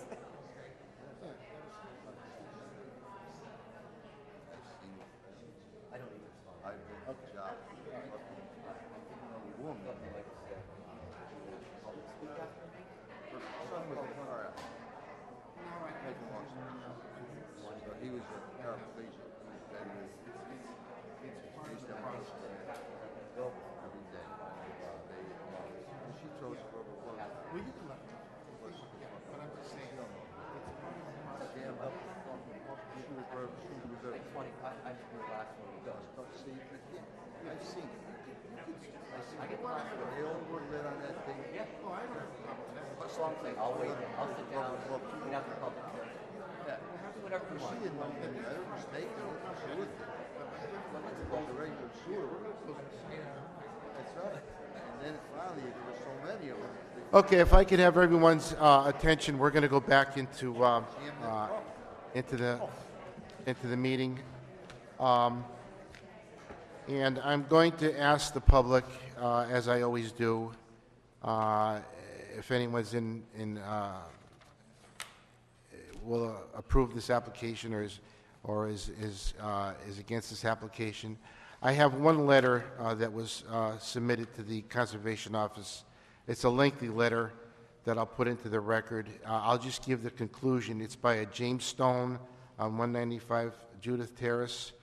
And his conclusion is, I feel that this project will not be in the best interest of the adjacent property owners, nor in the best interest of all of the adjacent property owners along the brook that run along the east side of the property in question.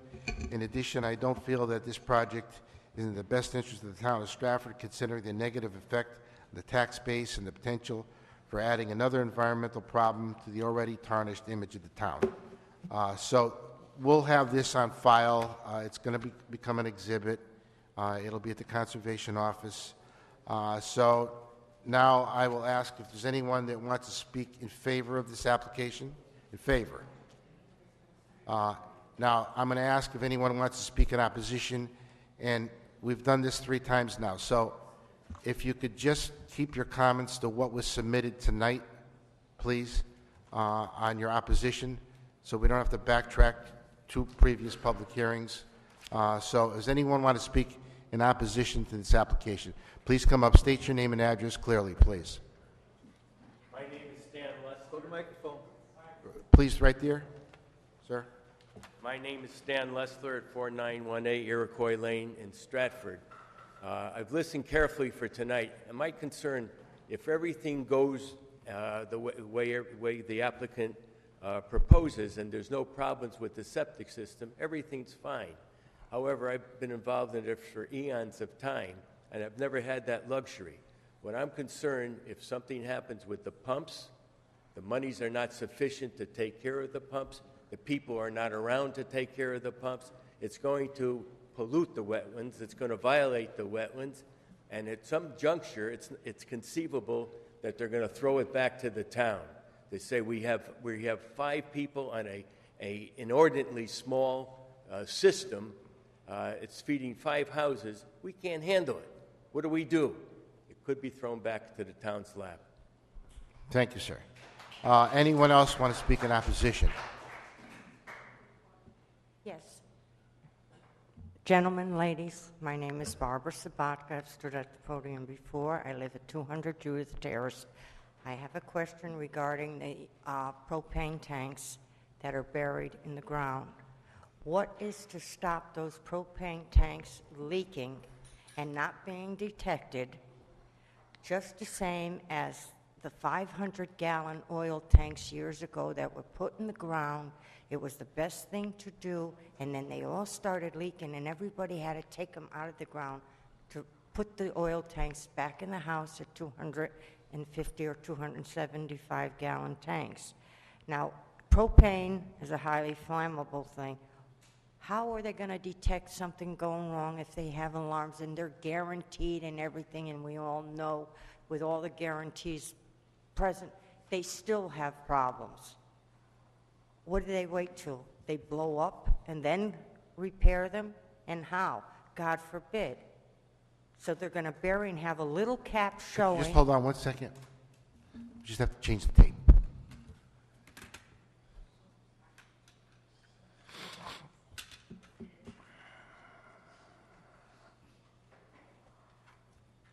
There we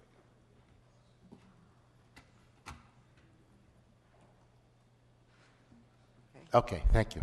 Okay, they're going to have this little tank, or the tank in the ground, little cap showing, if I'm understanding it correctly, and supposing the cap gets accidentally kicked, run over by something, and starts a leak, and it's not detected, and then all of a sudden there's a major explosion, or it's not even noticed, and then till the wetlands, the propane is leaking, and then how do they deal with that? Just, again, remember the 500-gallon tanks. Remember the Orinoco leakage from gasoline onto Judith Terrace. That took a couple years for it to be discovered. Just the question I have that is, I think, pertinent. Okay, thank you. Thank you you. very much. Anyone else want to speak in opposition? Yes, ma'am. Barbara Fedorko, 610 James Farm Road.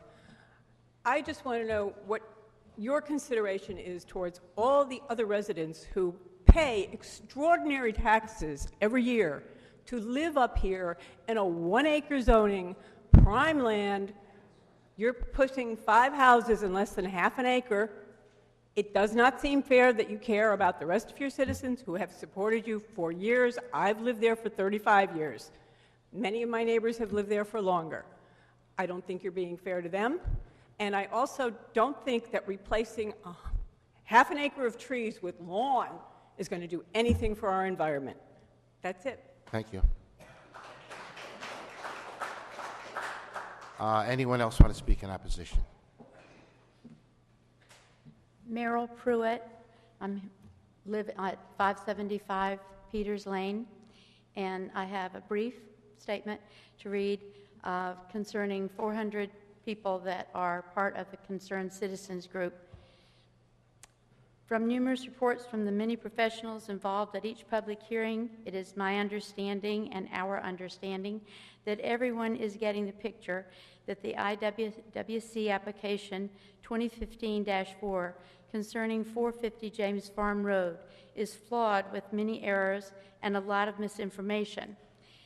We have heard a lot about the drainage areas for this application and the questions about storage capacity for waste, all of which has struck fear in our hearts about the possibility of wells and water pollution.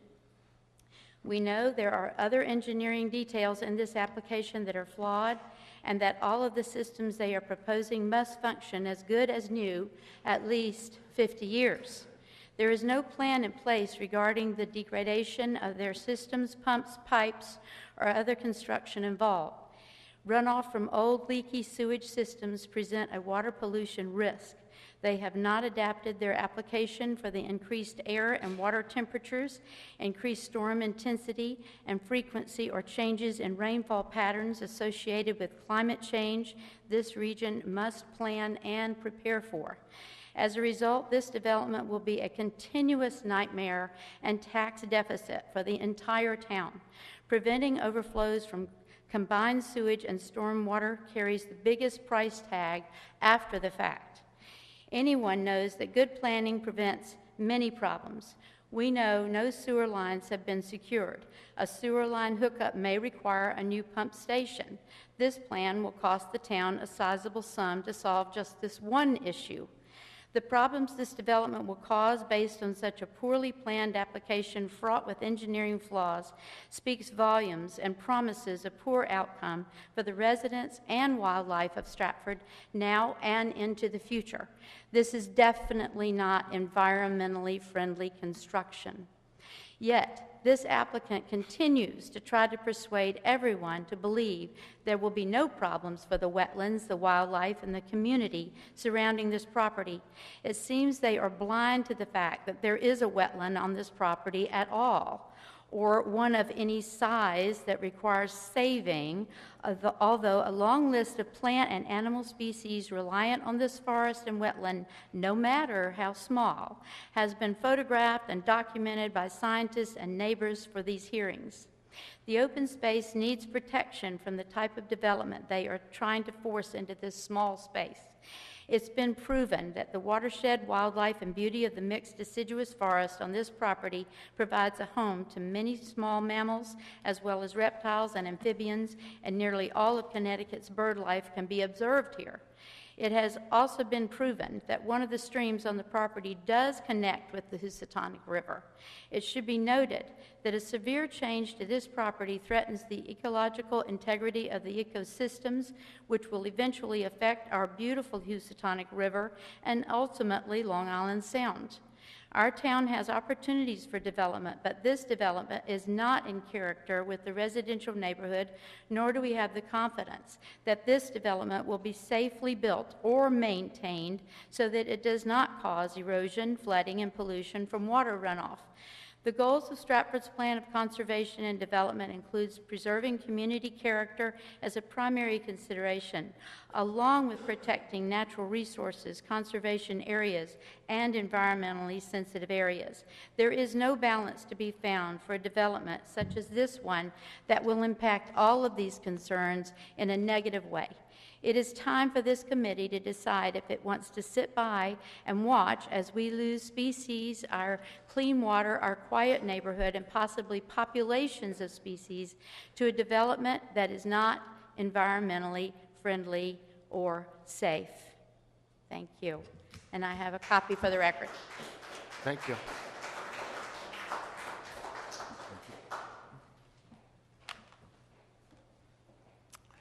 Is there anyone else that wants to speak in opposition? Anyone else? Getting a little weary here. It's getting late. My name is Fran Voigt. I'm going to be very short. We should satisfy. We have your address, please. 480 James Farm Road. This proposal is behind the land that I own, close to 3 acres. And that's one of my questions. They have permission, and I have permission, to use the driveway the rest of our lives. But how are they going to accommodate this kind of a project on the driveway they have? Is there going to be enough room? I hate to see 300-year-old stone walls moved, and nobody seems to be saying anything about the driveway, and I'm concerned about it. Years ago, we had a very bad episode. I thought my husband was going to have a heart attack. We had just put a new driveway in. He is gone now. But anyway, we had just put a new driveway in. I come down my driveway, and all these men have cut off the apron of the driveway, the engineers. And I said, how am I going to get out? They said, lady, we don't care if you jump for it. And we had just put in a new driveway. Nobody told us they were coming. We didn't know anything about it. So I'm concerned about this driveway. And the drain system that's in front of my house on James Farm Road hasn't been cleaned in 10 years at least. I don't think they know it's there. So much for maintenance.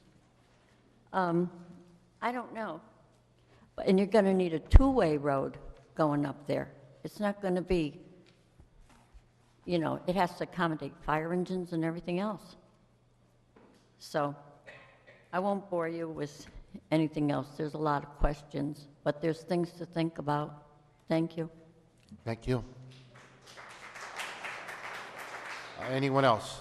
Anyone else? Attorney Bellis, do you want to say anything before we close the public hearing?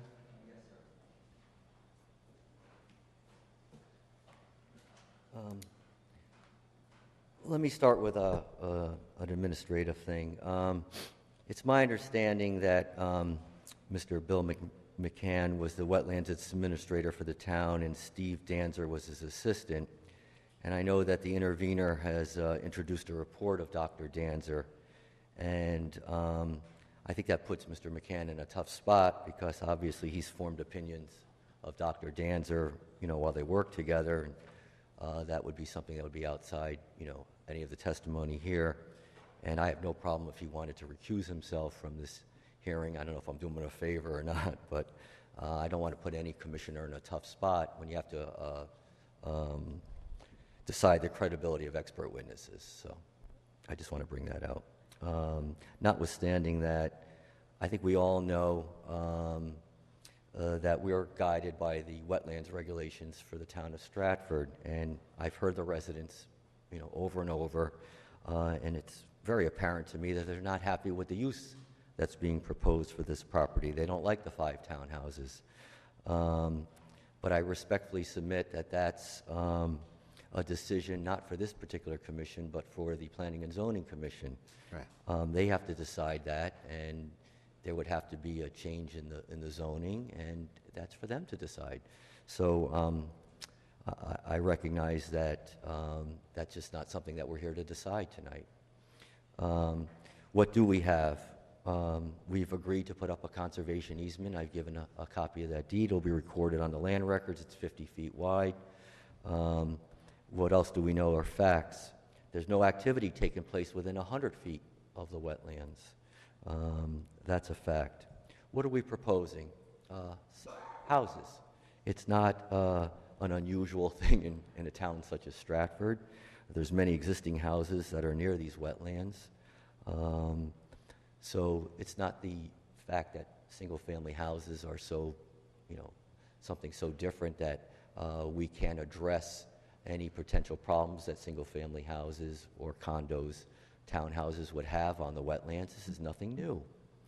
I think the key and more credible evidence is that there's no direct or indirect adverse impact on the wetlands or watercourse. That's the opinion of Michael Klein, the soil scientist. He's been on the property many times. He's a very credible witness. He's testified throughout Connecticut. He's looked at what's above and below these particular wetlands, and that's his opinion. The second important factor is the reduction in stormwater runoff after development. If you read the reports, and I know they have a lot of material in it, but if you wanted to really look at it, the bottom line is that it's a reduction to what we have now in the amount of runoff, and that reduction even goes beyond what you require in your regulations, because we did it up to the 100-year storm, and that's not required in the regulations, but we did it anyway. And I think that's been the theme throughout this whole proceeding. Let's look at the water quality. There's been plenty of testimony that we use the best engineering practices to come up with a way to filter out any of the pollutants or sediments that could possibly harm the wetlands. And I'm not going to go through it all, but that's what they did. That's what these engineers were designed to do.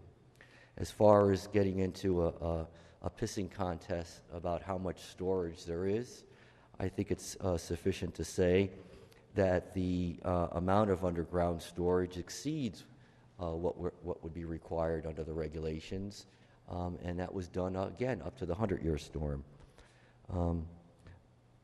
The bottom line, and there were some good points I think a couple of the gentlemen made over here, well, what about maintenance of the system? You know, we don't want the developer going in, and then, you know, there's no maintenance on it, and it all falls apart. point well taken, and I think that's why I had Manny tell you what he thought the costs would be to maintain this system. It is, by and large, mostly passive, except for the pump. And what the testimony is, and it's the only testimony in evidence, is that it costs at most $2,000 a year.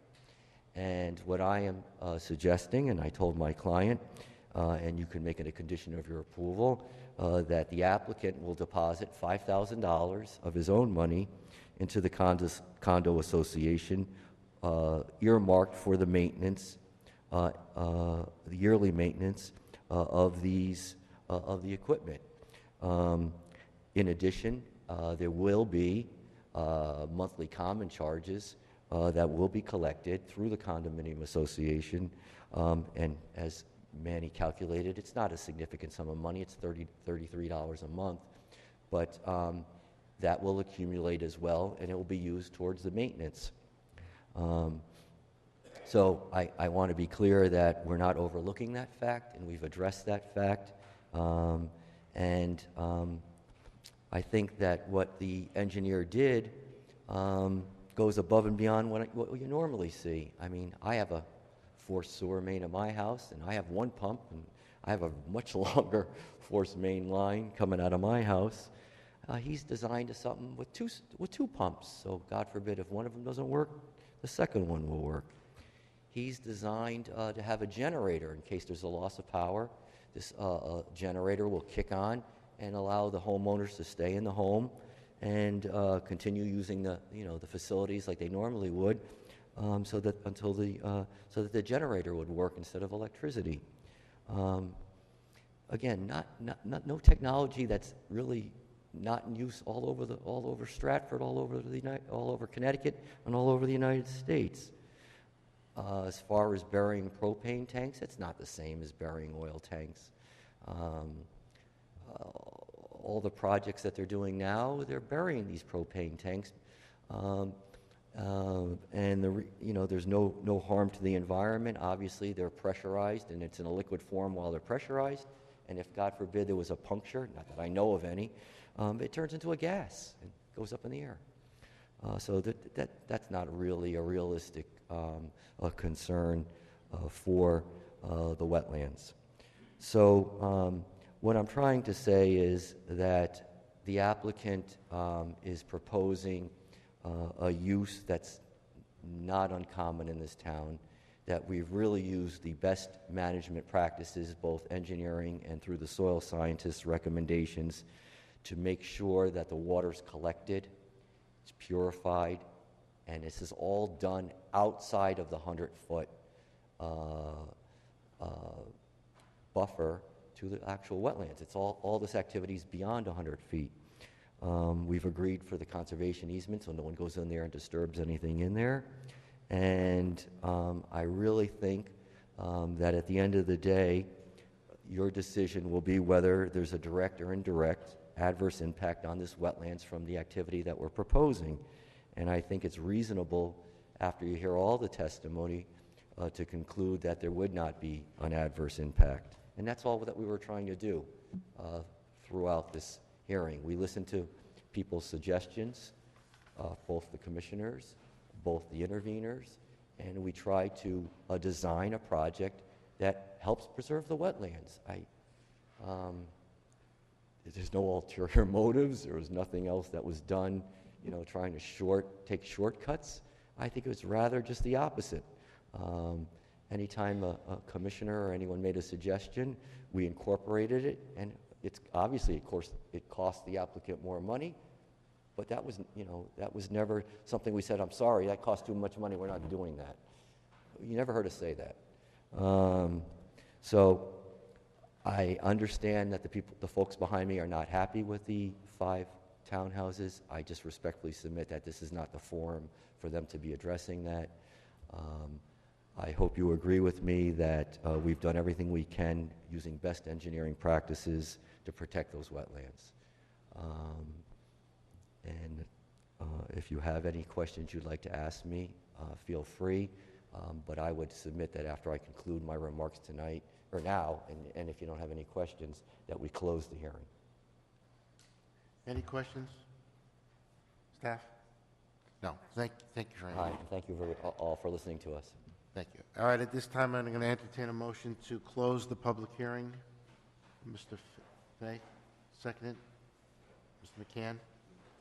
McCann. Any further discussion? All those in favor say aye.